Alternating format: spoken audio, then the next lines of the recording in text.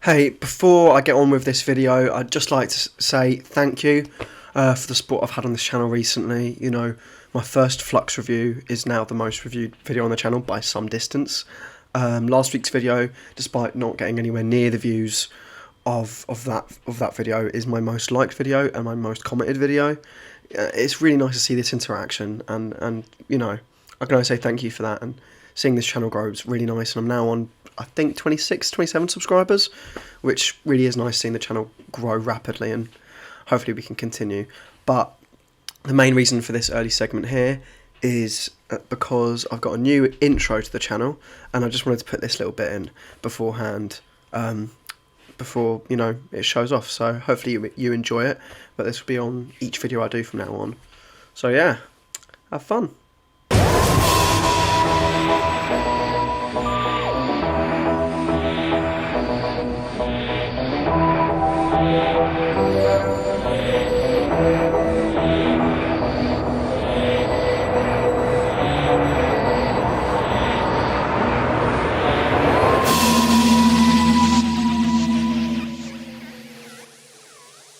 So, I've just watched the third episode of Doctor Who Flux, Once Upon Time, and I've got to say, it was decent. It was okay. I'd say this is probably out of the three, I don't want to use the word worst because it's not bad. It's okay, but I think episode 1 was a mess, but a fun mess. This episode was a mess, but an expositional mess, as I had to put some stuff in place, you know, because I do like the way they resolved last episode's cliffhanger with the Doctor making her and Dan jump on to the burnt out Maury places, meaning they are all put into the time stream and put into a time storm, and the Doctor is there and puts the rest of them in their own time streams. And it does seem to jump around. It explains what happened to Di in episode 1. Dan's kind of love interest, kind of. But I'm just going to go through it. So I'm going to go from each section of the story. So I'm going to start off with what they actually start with in the cold open, which is interesting. A new character who I believe is called Belle. And you see she's kind of survived the flux and is travelling around, seeing these weird blue particle things, which were revealed to have some sort of temporal origin, clearly having something to do with time, then completely destroying things, very similar to the effect Swarm and Azure have. And she finds that the Daleks are around. You see Daleks. I didn't expect to see Daleks in this series, but they get a bit of a cameo. And then you see the Sidemen later on, and she says that there's a Sontaran sector as well. Basically, that those three kind of races are capitalising on the flux, which is very much what would happen in the Doctor Who universe.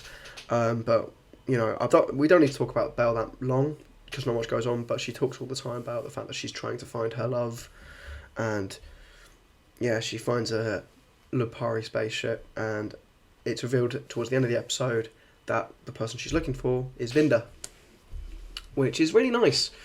You know what, she's a nice character. I know for a fact we'll see more of her, so I look forward to that.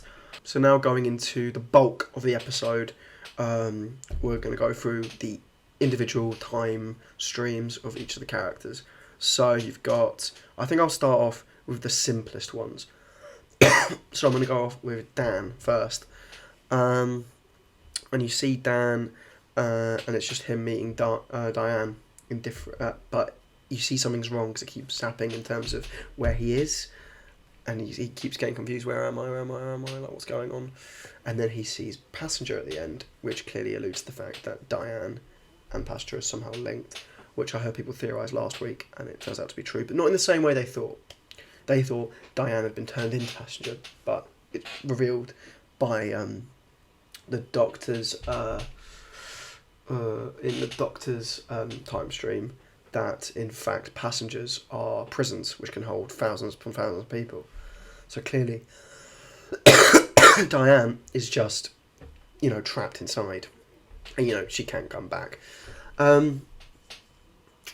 So with Dan's time stream, not much is revealed. You just see him say some nice stuff. He has one real nice moment with Diane. One real nice moment where it's the first time you see them together in this episode, where he goes, oh look, I've got 2 coffees, and he says, like, I forgot what he says, but it's one of them's like a latte, and she goes, that's how I like them. Goes, oh, fancy that. And that's just really nice. That's a really nice moment. And they talk about, their lives, and she mentioned she had a date and it didn't end well. And then she goes, why aren't you married or something at your age? And he goes, well, I nearly did. And he says, like, his to-be wife left him with 2 days to go. That's a really nice moment, because it's, if it was true trivial fashion, that had been dumped on us in the first 10 seconds of his character, like, dumping all the information, but it felt very natural to put it in this way. And of course, throughout all of these time stream sections, the Doctor every now and then leaps in and goes, look, hey, I'm trying to sort stuff out, but I don't think that's that important, because most of the time it is just that the Doctor telling each individual person, I'm just going to try and sort this out, sorry, stay in your time stream. But that's pretty much Dan's completely. However, there is one bit which I believe to be clearly from his future, as he meets Joseph Williamson, who has appeared in every single episode now. So he's clearly from his future, and he finds out he's from Liverpool, and he's in his tunnels, and he goes, and they see those, I forgot what it's called again, they introduced them in this episode, these blue particle kind of, I thought they were birds when I first saw them, which are flying around and kill everything at touch. However, when Dan asks him, is that what you're shooting at? He goes, no, that's not what I was shooting at. I'm like, okay, what was in the tunnels? What was in the tunnels? Because it's not the Weeping Angels, because you can't actually shoot at Weeping Angels. So I'm wondering what that is in those tunnels. But yeah, that was really interesting. I'm not going to talk too much about Joseph Williamson's character, because all we're getting is little hints. So I assume he plays a big part, and clearly he knows something about the Flux, because he's from the 1800s and he's building something to fight it. So I'm really excited to see what part he has to play later on. But I'm not going to divulge beyond that point. So I'm going to go from Dan, and now I'm going to go to Vinder's timeline, on time stream. You see he's been promoted to a certain post, where he's working under the Grand Serpent, who clearly is a very high up person with a massive degree of authority, who certainly is a questionable figure, as he tells, as while Vinder's working for him. First of all, when he first gets appointed, he's very rude to Vinder and very much like, you're below me, take my orders. And then when he orders Vinder to stop recording, he then says, I want you to have all these people meet with an accident, which is very awful. And Vinder kind of puts his career on the line to report it. And that's really a good moment for Vinder, because we're getting a bit of backstory as to what happened with him and why he got put onto the Outpost Rose. And, you see then him do a video which is sent to Bell, which is revealed later on in the episode. There's not too much beyond that point. It was nice seeing the guy who played Doctor M1ck in Line of Duty in this episode. I believe this isn't the last time we'll see him, because he also has a very good actor to bring in, only to be in one episode. So I expect him to be in the next episode, or maybe another one.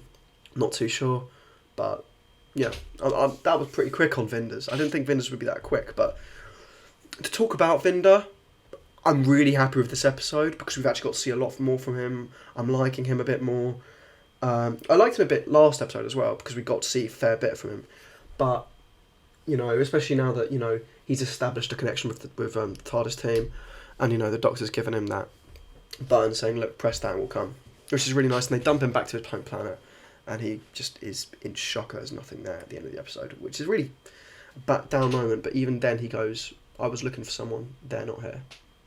They'd not be here, which is, a really nice moment. Even in that depressing moment, he's still got that hope, which is nice to see. So that's Vinder. We've done 2. I think we now go to Yaz. Now, Yaz is fairly simple, if not for one aspect, the Weeping Angels, as it's established when the Doctor's in the time stream, in the time storm, looking at them all being zapped away, she finds a weeping angel, which then goes into some time stream, and clearly picks on Yaz. Don't know why, but Yaz, when she's in a police car in like her time stream, she sees a weeping angel in her reflection. When she's playing a video game with her sister, she sees a weeping angel. I think that's the last time we see Yaz's time stream. I can't think of a later point we see her time stream. I think it is just the video game bit that's the last we see of her, I think. But there's a weeping angel in her time stream. Yeah. Which, yeah, got me excited, because I'm like, okay, so Yaz, just like last episode, her plot line in this episode is setting up the next one. Very, very good. However, you know, that's good, as the Doctor kind of gives her exposition on what the weeping angels are in her time stream. Now, the Doctor. The Doctor's is the really big one, because it is the division. And I really like the moment, because at the beginning I'm like, is she, because that's the first time stream we see, so I'm like, has she been chucked into Vinders? Have they all been jumbled up? Because it looked very Vindery, and she might just be a commander. I went, hold on, they're all wearing division armour. And then when I realised everyone was in their own time streams, I went, oh my god, this is the division, the Doctor is the Doctor.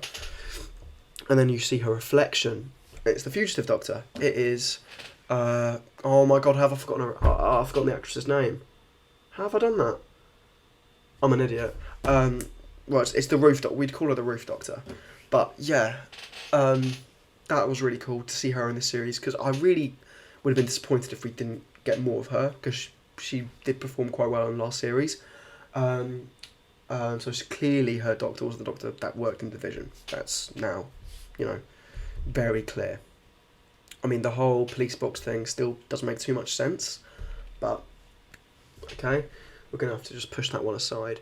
But yeah, so we see with her, in her timeline, that they are on Atropos, and they are sieging, they are trying to stop the siege of Atropos, where Storm and Azure are with like tons of prisoners, and they go on there, and it's revealed that Carvanista is actually in that team. So the Doctor knew Carvanista and worked with Carvanista, which is pretty cool. The Doctor had a pet dog before K9. But we find out that the Doctor implanted the Muri to defeat Swarm and Azure the first time.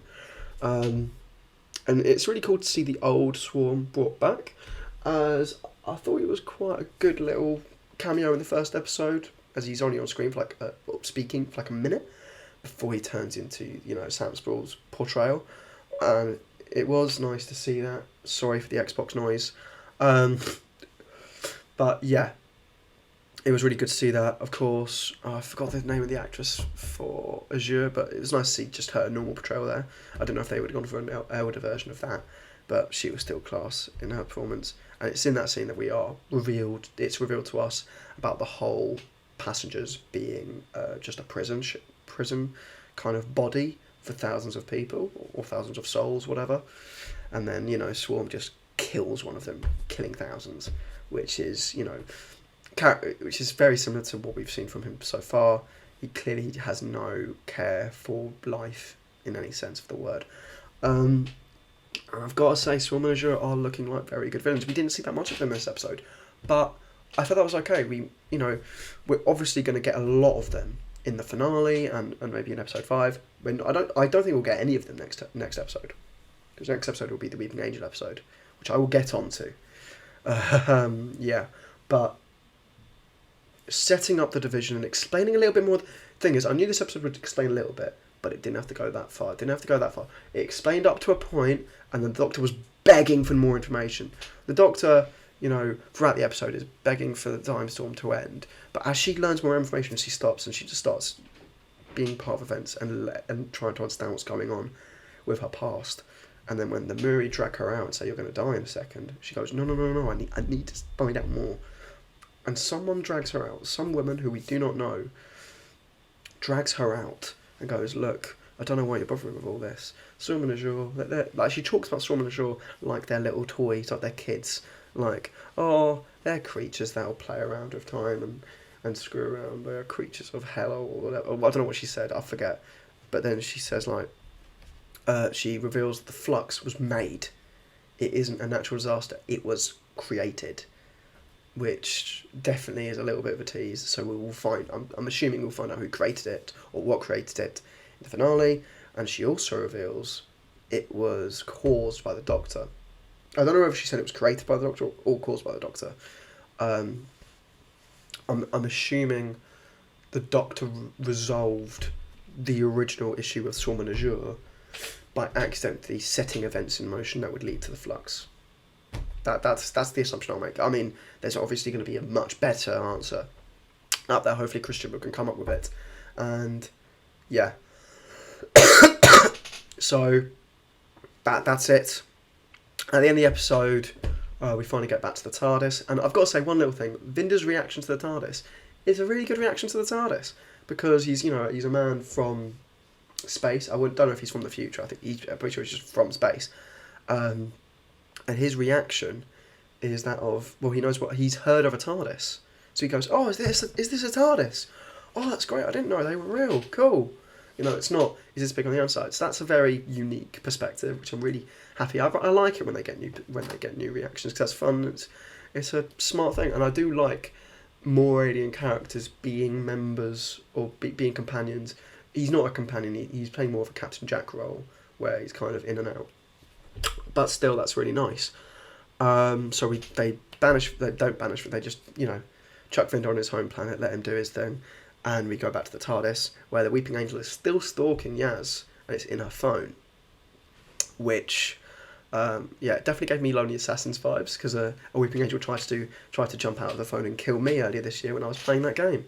But yeah, the Weeping Angel comes out, and the Doctor, Dan, and Yaz run to the other side of the TARDIS, staring at it, and quickly realise it's controlling the TARDIS, which is a brilliant moment. The Weeping Angel is controlling the TARDIS and bringing them somewhere. I'm very excited for that. And next week is the Weeping Angel episode, which I'm very excited for, very much excited for. I'm really looking forward to it. I don't think it can be a letdown. We will also see the return of Claire, which is going to be cool. Obviously, she got zapped from episode 1. So yeah, next episode should be a really good one. If I could talk about, overall this episode, it's not the best out of the 3. I think War of the Centaurs is the best, then it's Halloween Apocalypse, then this one. And I think it's just because this one, instead of being mad like the first one, where it's just setting up everything without explaining it, this one was showing everything while explaining it. And it's all the division stuff is the big important stuff. And a lot of it is just ambiguous, so it doesn't really have enough meaning to us at the moment. But eventually it will. But at some point, it's got to slow down and explain stuff. And last week it did slow down, but it didn't explain stuff. Last week it slowed down and just had a Sontaran story. But yeah, next week should be really fun. And we're halfway through Flux. And I've got to say, I'm really enjoying it. If I could give this episode out of 10, I'd give it a 7. I think last week was an 8 or potentially a 9. I'd give it a 9. And episode 1 I'd give a 7.5, because I think it is slightly better than this one. But yeah, I'm really looking forward to next week. Flux is going well. And yeah, Doctor Who is on the air, and I will always be happy that Doctor Who's on the air. But 3 episodes left. How are they going to resolve this? God knows.